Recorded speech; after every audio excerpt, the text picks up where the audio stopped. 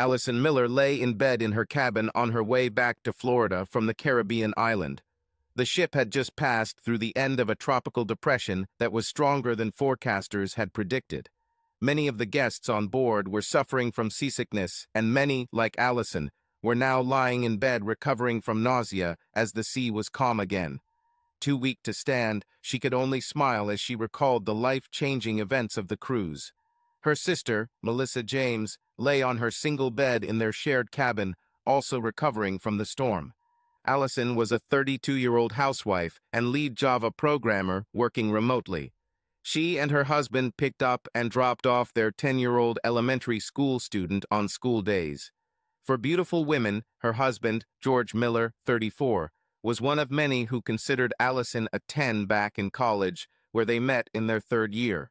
He was the envy of their friends because after 11 years, she was still a 10 to most men who met her. But Allison, a perpetual loner and extreme introvert, had a deep, dark longing for something she couldn't describe.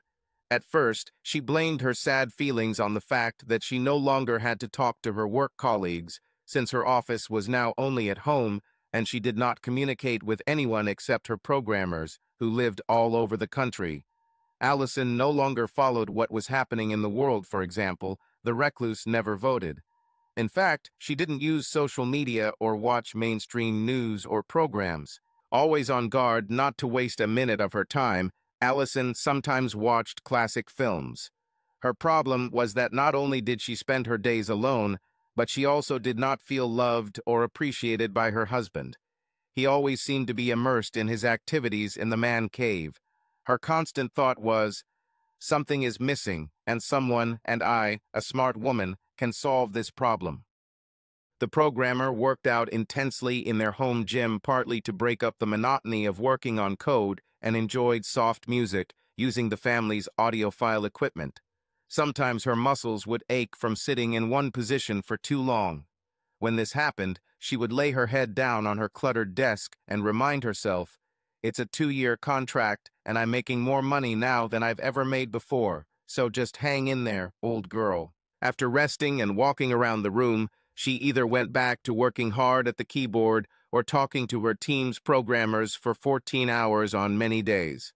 Part of Allison longed for company, but she didn't care about the few who were available and wanted to talk to her. God, what a boring person. Her reward was that once a week she went to a dance studio party alone, where they really wanted her as a dance partner simply because she was a beautiful woman. She also followed a strong leader on the dance floor. Everyone knew that she was married and that her husband tacitly supported her social dances, but mostly chose not to go to dances with her himself. Melissa James, Allison's sister, was 2 years younger, but had allowed her body to become chubby, and it was noticeable as her BMI was 4 points higher than Allison's, whose BMI was proudly 23. Melissa never had been training, so her once hard muscles were now soft even though she was a trained silver-level dancer. A mother of 2, she was a stay-at-home mom, while her husband, Harry James, had a successful home remodeling job in bathrooms and kitchens. He was well known and successful as word of mouth worked well for Harry. The sisters' 2 husbands, Harry and George, were close friends and both were fans of hunting and fishing, although both families lived in a small town west of Boston. They rarely engaged in such types of recreation, so they saved their money for a once-in-a-lifetime big-game hunting trip in the wilds of northern British Columbia.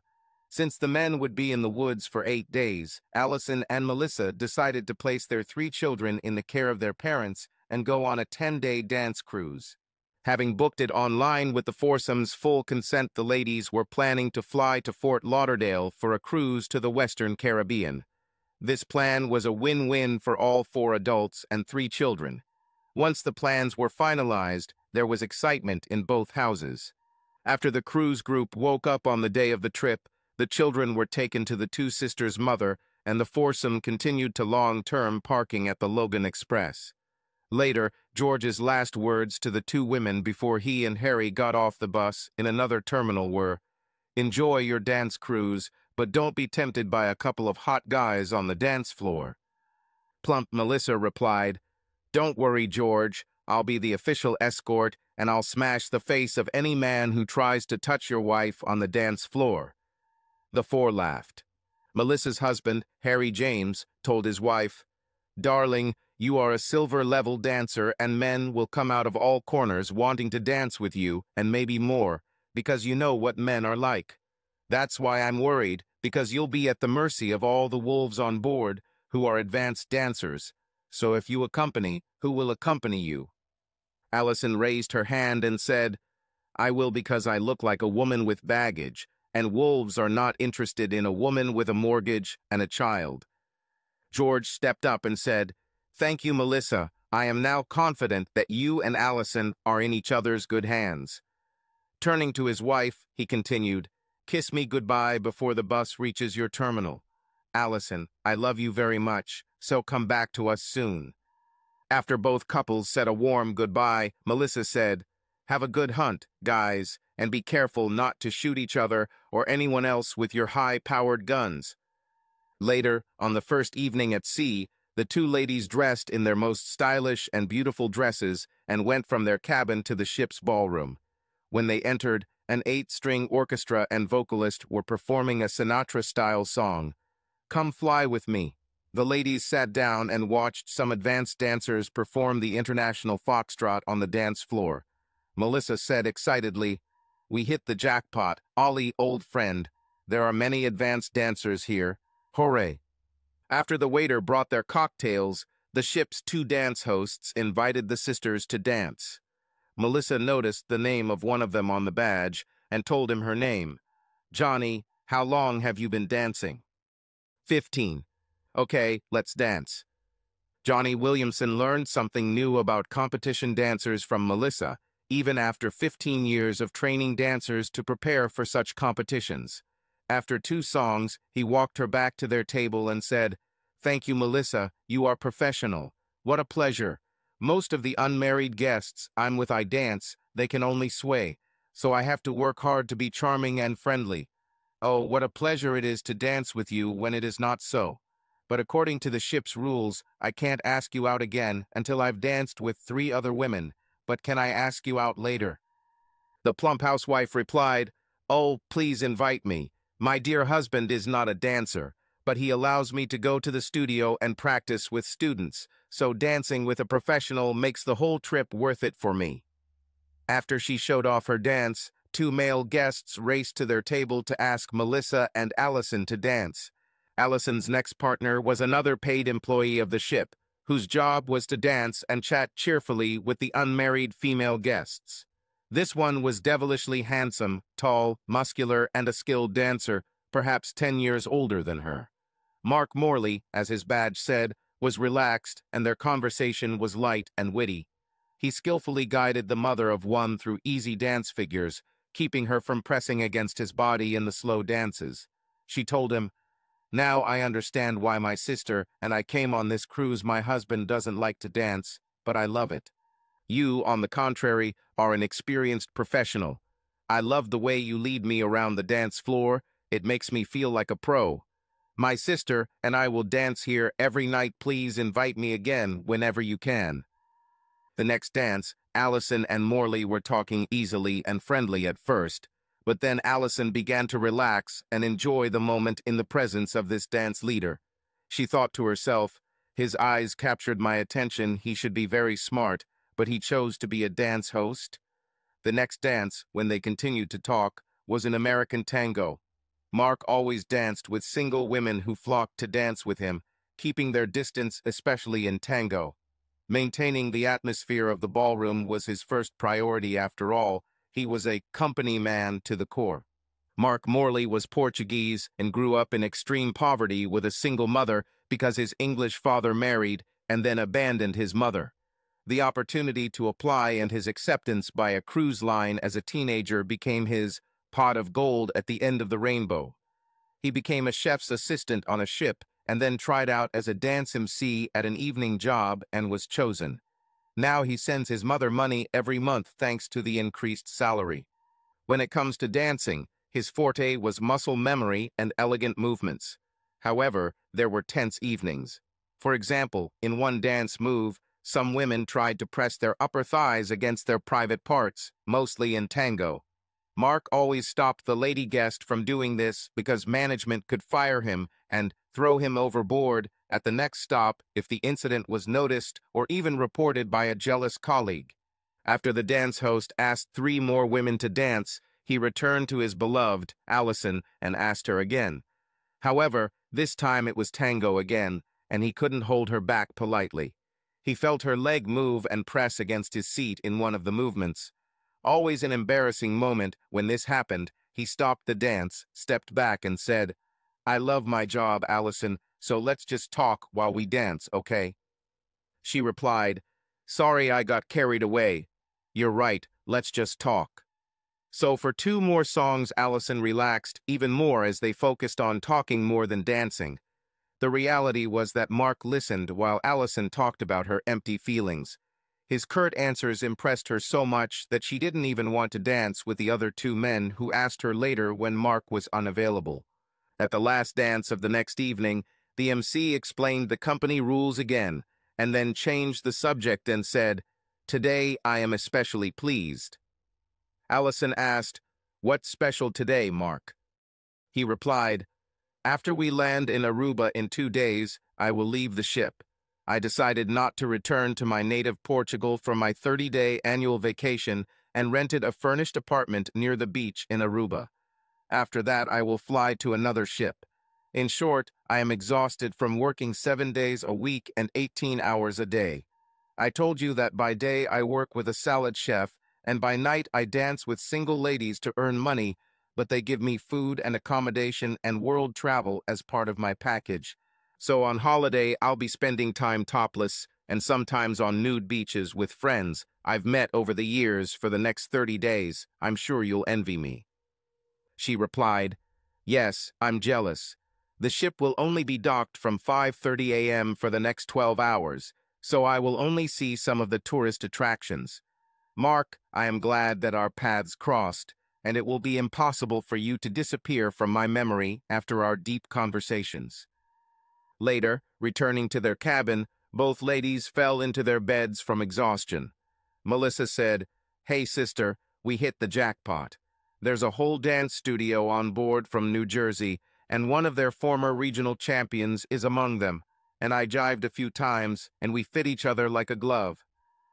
Allison said, "Well, I really liked a dance host called Mark Morley, and I saw him dance with you once. What do you think of him?" Her sister replied, "He's the best dancer on this ship, but he said it was company policy that he couldn't dance with me anymore. I have to make circles with all the single ladies who dance here." "But Allison, you managed to dance with him several times, right?" "Yes, several times, and I got to know him a little better because we had deep conversations about ourselves." After describing his past, Allison continued, "He's leaving the ship for a 30-day annual leave when we dock in Aruba, so maybe someone else interesting will ask me to dance later." The plump sister replied, "Lucky guy. And just think about those happy women who will cross paths with him. These dance hosts are celibates when it comes to the female guests in their arms, so he'll probably be getting into bed with some of the stunning women vacationing here. But if I were young and stupid and still pretty, I might have a crush on that Mark Morley guy, but I don't really fit his criteria until I lose weight and start going to the gym regularly." After the 2 ladies turned off the lights, chubby Melissa slept soundly, breathing through her mouth for 5 minutes. Allison couldn't sleep. She lay in the darkness, thinking of Mark Morley. She continued to imagine the 2 of them making love on a blanket by the ocean. She stopped thinking about him and thought, "Pull yourself together, Allison. You have too much at stake to pursue him." The next evening, the sisters were again in the ballroom. The former champion from New Jersey seemed to be waiting for Melissa to arrive. One of the dance hosts asked Allison to dance, and then Mark Morley came up again. Finding himself in his arms, dancing a slow waltz, the host smiled deeply and sadly and said, "Thank you for coming today so we can say goodbye properly, Allison. There will be no time to talk after we dock in the morning, so we need to say goodbye tonight." She blurted out, "Mark, I dreamed that you and I made passionate love on a blanket on the beach in Aruba. I can only say, oh, what could have been. But my hard-working husband and my 10-year-old son, whom I love very much, will be glad that this only happened in my dreams." Mark looked at her carefully, wondering what to say, if at all, and replied, "I'm just glad I found someone with a mind like yours, who I can talk to and who keeps me on my toes about things." His erudition in so many areas. Believe me, this is a pleasure for dance leaders around the world. I hope, dear Allison, that you and your husband find each other again.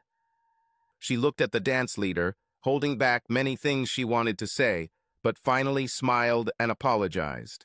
She then went to her cabin without saying any of the things that were bubbling in her head. The next morning, as the crowd eager to disembark at Aruba thinned, Allison noticed that Melissa had left early for her 9-hour tour of the island. After breakfast, Allison headed to the ramp to stroll around and look at the shop windows near the pier. The programmer spotted her favorite dance presenter, Mark Morley, with 2 suitcases in his hands in the employee exit queue, which was located next to her queue. Apparently, he was one of many waiting to leave the ship. He didn't recognize Mrs. Miller away from the dance floor as Allison was wearing shorts and a top for maximum tan. In fact, he couldn't remember a single woman who had been in his arms, dressed and made up the night before. After the ship's security guard checked her out, she looked back and noticed Mark had left the line to fill out paperwork. She walked further down the ramp and entered the immigration area. After checking the documents, her heart suddenly began to beat wildly, and she said to herself, "I will wait for this handsome man here." The housewife saw Mark go through immigration and approached him. She said, "Hi, Mark Morley. You look like a man who needs someone to carry one of your suitcases. I lift 80 pounds overhead at the gym, so I'm quite strong. Can—" Mark's shock after realizing who it was turned into a wide smile. He said, laughing, "Well, I know from personal experience that you have a strong body, especially your arms, and this proposal is my most pleasant surprise this year. So hello, Allison. My God, you look even better in shorts than in a cocktail dress. But we can't talk here." She looked offended and said, "Oh? Some colleagues may recognize you as one of the single ladies I danced with on board. If you go to the Paradise Bar at the end of the next street called Foster," he pointed to a map on the wall, "and wait half an hour, you can buy me a drink, and we can talk as long as we want. Fine?" "Fine." 30 minutes later, Paradise Bar on Foster. "See you." She watched as Mark got into a taxi and drove away with 2 suitcases. Then Allison went shopping, looking at the boutique windows, until she ended up in front of the bar 10 minutes early. She walked into the nearly empty bar and ordered a non-alcoholic beer while she waited. 15 minutes later, Mark burst into the bar and said breathlessly, "Sorry for the delay, but I couldn't find my landlord first to get the keys to the apartment. But now everything is settled." After he ordered a beer, they talked for about 15 minutes. As expected, both were completely relaxed in each other's company again. When Mark offered to buy a second circle, Allison gently touched his forearm and calmed her racing heart by saying, "No. Would you like to show me your temporary housing?" He looked at her carefully and said, "Are you sure we want to do this, Allison?" She replied, "No, but you could talk me into anything, especially if you held me in your arms again." "Allison, my ego is inflated. If you knew how many cabin numbers many unfortunate, fat, and confused ladies whispered to me, you would understand what a compliment you gave me. So you are a beautiful and erudite woman, whose company I enjoy. But no, it is not me who can fill that void that you told me about earlier. Most modern people carefully hide this feeling from their peers and often from themselves. And the difference is that you are smart enough to understand that casual sex with a man will not solve your problem. I want the person I care about to be purposeful, prosperous, and proud. Casual sex won't lead to that. Besides, if you and I did it, we'd both lose a friend and just become 2 empty shells who passed by in the night. Both you and I can do better than this, can't we?" She had a pained and embarrassed expression on her face and said, "You're right, Mark, by all logic. But what can I do to feel better? Like, what are you doing? Well, everyone must find their own unique key to this secret. But dear Allison, in my opinion, you have to be on top of your career, plus you have to be completely in love with your significant other or spouse on both sides. When both love each other as if... Mark's phone rang, and he looked at the display and said, "Sorry, Allison, I need to answer. Hello, Jimmy." He listened for a minute and said, "I'm at the Paradise Bar on Foster, about 2 blocks from here. One of my dance partners and I are talking. Come." He continued talking to Allison after he ended the call and said, "Where we left off.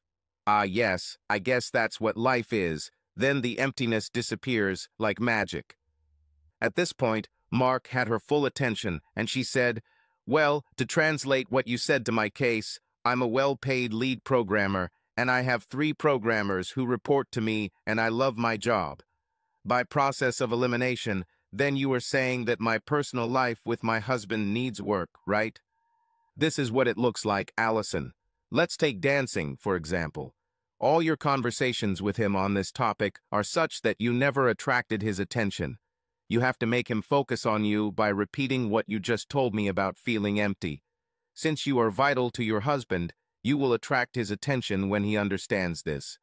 Then he will become flexible about attending dance parties, for example, because he will want to, and will not just drag himself to the dance floor as he does now. You will understand that he loves hunting and fishing, and you will encourage and intelligently support him in this. And then there will be countless other things that the two of you will do, and you will both become so attached to each other that casual sex with others will become impossible." Allison was stunned by what she had just heard, and goosebumps ran through her body as relaxation filled her psyche. She looked at Mark carefully, not knowing what to say. At that moment, the door opened and another man entered with 2 suitcases. As he approached them, Mark stood up, and the 2 men hugged and kissed on the lips as if they were married. "Jimmy, I have a new very close friend, and we have danced together many times. Meet Allison, a housewife whose goal is to improve her dancing and love life with her husband when she returns home. Allison, meet Jimmy. Jimmy and I got married in a small ceremony about a year ago on a beautiful beach in St. Martin. He is an engine maintenance technician on our ship, just finished work, and we will enjoy our 30-day vacation together." Jimmy shook the stunned housewife's hand and said, "Of course, any of Mark's girlfriends," and so on. "Nice to meet you, Allison. You must be special, otherwise you wouldn't be sitting in this bar talking to Mark for reasons obvious to you." Allison said, "I'm amazed, Jimmy, because I tried to attract your partner sexually, and he kept turning me down. Imagine my shattered self-image, because men often pursue me, trying to seduce me, although I ignore them. And then I pursued him myself and was refused.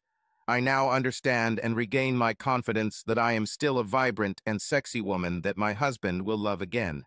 Thank you, Mark." The 3 burst into laughter, and each ordered 1 more. Jimmy later asked, "Did Mark tell you he was a Blackpool finalist in the smooth category when he was a young, competitive ballroom dancer?" She replied, "No, but I was asking how someone who dances like a professional can work as a paid dance host." Mark chimed in and said, "Well, I like to dance after I make salads, and I stay fit by dancing every night. And life rewards me, thanks to Jimmy." Allison replied, "That explains why you are the best dancer on the ship. Congratulations." Allison stood up and said, "Well, apparently there is a crowd, so I'll go back to the ship and wait for my sister to return from her island excursion. Mark, you have my email address. Promise that you will write from time to time." The dancer put his arm around her neck, kissed her on the cheek, and said, "Yes, and thank you for the compliment." Returning to the ship, Allison went over the events of the day in her head. She felt embarrassed at first and then said, "No, I shouldn't be embarrassed. In fact, I should feel very lucky. Now I just want to hug my husband again after the ship visits 2 more islands along the route." Then a dark thought struck her, and she said to herself, "You are a bitch, because if Mark was like the men you know, you would have cheated on your husband for the first time. and then you would have tried to live with it for a long time. She then retorted, "No, you're not a bitch, because you're just an introvert, attractive to men in seduction mode. You were just confused, like all your peers, but nothing more. And I was luckier than most." Later, in her cabin, the door opened and her sister Melissa came in, out of breath, and said, "I just took a tour of the entire island. We drove past Topless and the beach, we had a not very good lunch, and I made a friend who is a housewife. Her husband remained on board to take care of the children. Hopefully we can repeat this cruise in a year, and this time insist that Harry and George come with us. What do you think?" "Maybe. I was just walking around and window shopping in the nearby tourist area, then had some drinks and lunch at the bar and grill. I also met a friend and we drank and talked all day. Then I returned to the ship." Melissa said, "Well, we have 2 more islands to visit and then back to Fort Lauderdale and home. Damn it, I miss Harry because a few men touched me on the dance floor last night and I loved it. I sure as hell hope the game he eats gives him enough strength to stay in bed with me all day when we're back together without kids. Ha ha." Allison said, "You know, sister, this cruise has given me a new perspective on my marriage to George. I'm cutting back on my work hours and will be doing things together that we previously only did occasionally, like taking dance lessons. Oh, Ollie, you know you're going to have to drag George onto the dance floor, and he's not even trying to remember the new shapes." "Yes, but it's in the past tense. I have a new psychic sauce that I'll be using on George. This cruise taught me how to recapture our fiery romance. Wait and see." Back in the present, when the cruise director announced the ship's arrival in Florida the next morning and gave luggage and disembarkation instructions, Allison and Melissa were nearly exhausted from seasickness, but healthy and excited to be home the next day. Melissa said, "If I know Harry, he'll be so excited after meeting us at Logan Express that he'll want to do it even before we pick up the kids." Allison said, "Well, George is very horny after a couple of days without sex, and being apart for 10 days is sure to put him over the edge." After the Logan Express bus dropped them off, where their husbands were waiting, the 2 couples were joyfully reunited. Melissa talked excitedly, almost non-stop, about the dances and excursions they had taken on shore as the ship docked at the islands along the cruise route. It was unlikely that Allison, sitting in the back seat and holding the hand of George, who was sitting next to her, was listening to Melissa chatting about the cruise. She noticed that her husband was excited and thought, "My man is so excited that he will want to take me to bed as soon as we enter the house, but I have to tell him about the changes that have happened in me. My mother still has the kids, and it's now or never that you have to talk to George directly, Allison." When they entered the house, her husband began persistently pushing her up the stairs to the bedroom. She stopped him at the foot of the stairs and said, "George, we need to talk." Since these are globally the most terrible words for any husband, his face became as if a jug of ice water had been poured on him. Lines of anxiety became clearly visible on him. He said, "Okay, if it can't wait, would you like to sit at the kitchen table and I'll bring you a beer?" After they started sipping their beers, Allison said, "First, we need to make some changes. I need to stop berating you for your late-night fishing trips and not getting angry when you stay late at a party to play darts with your friends." He said excitedly, "Really? Oh, thank you, honey. What fantastic news." He grabbed her hands and started kissing them, and then stopped. Continuing, George asked, "Wait, what led to this?" Allison said, "George, you and I were discussing my recurring bouts of sadness and emptiness. I mistakenly concluded that these feelings were tormenting me because I spent so much time working alone. While looking for a solution, I met a man who impressed me so much that I unsuccessfully tried to persuade him to make love to me." George looked at her in bewilderment and asked, "What do you mean, unsuccessfully? Because it couldn't happen to any man I know." "Well, my attempt to seduce him happened, and he refused to invite me into his bed." Her husband jumped to his feet and began to pace around the room. For the first time in his life, he felt the pain of a blow to a man's ego. His mouth went dry, and he felt a strong blow to his stomach. His breathing became ragged, and beads of sweat appeared on his forehead. Allison continued, I chose to tell you about this when I could have kept silent about my adventure, as all the women I know would have done, for one reason. I love you quietly and desperately, George, and I try my best to respect your desire to spend time with friends. But I want you to help me by doing some things together. For example, I want to go bowling the next time Priscilla and Jerry invite us, and I want you to go to group dance class with me and for us to make friends with the other couples in our dance class. George said, Allison, you're asking me to change who I am. Dear husband, our marriage is the most important thing to me. Life is about doing what's important. Remember your mom's advice that there is always time and motivation to do what's important. Make us important, George. In fact, make us the most important thing in your life, except maybe your career. George, who was still standing and pacing around the room, now sweating profusely, said, Well, I need time to process what you told me and make these changes. Shall we go for a walk, darling? While walking, she told him about all the frustrations and emptiness she felt being home alone all day long. She then said, I'm tired of feeling empty, George, and the solution is for us to do more things together. But the most important thing is that we want to do things together. A few blocks later, they came across a beautiful yard with flowers and shrubs and mulched beds that were free of weeds. The couple watched as husband and wife owners worked together to weed, prune, and fertilize their front garden. George and Allison stopped to watch, holding each other's hands, but said nothing. Both their eyes turned red from pent-up tears of happiness. Allison saw that her husband understood what she had been trying to convey to him for years. He thought, I have to do this to save our marriage, because next time she might cheat. George then said, Allison, I received your message loud and clear. Now you will have a husband. Thank you for the opportunity to change our ways. She looked at him, squeezed his hand, smiled, and said, Let's hurry home. The last time you held me in your arms was 12 days ago. And George, welcome to our world. After a year of exchanging infrequent emails with Mark Morley, a paid dance host, Allison received an email that included docking and sailing dates and times at the port of Boston. It said, in part, Jimmy and I are on shore leave this day and have heard that the Italian restaurants in the historic district rival the Italian restaurants. Is there any chance that you and your husband could meet us at the ship and show us around the city in exchange for lunch at our expense?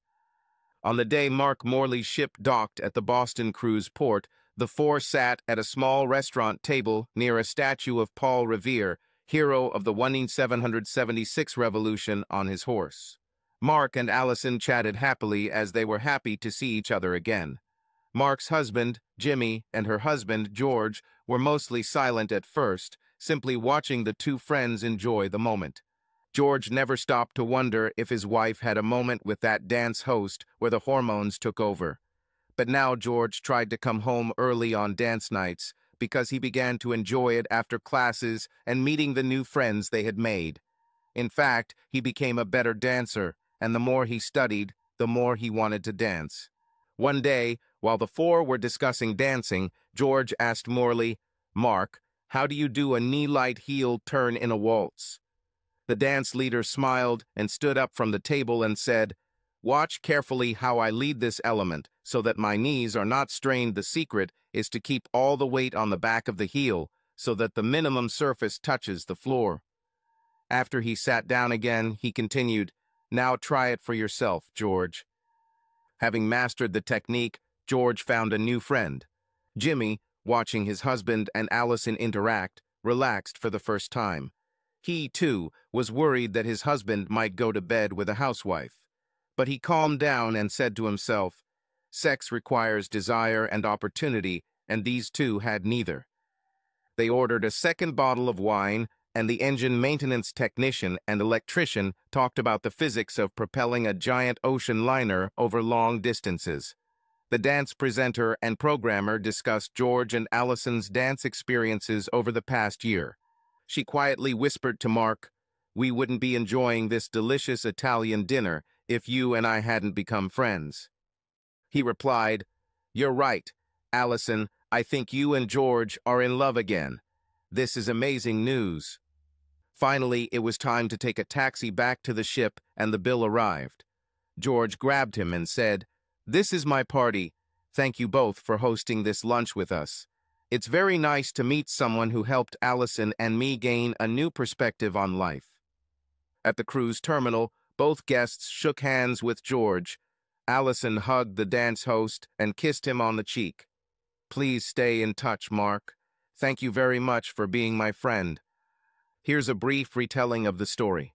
Subscribe to our channel so that your love doesn't cheat on you, and go ahead and listen to the next story, because this story is nothing compared to the next one. If you're under 18, don't even think click to the next one. Click to the next one.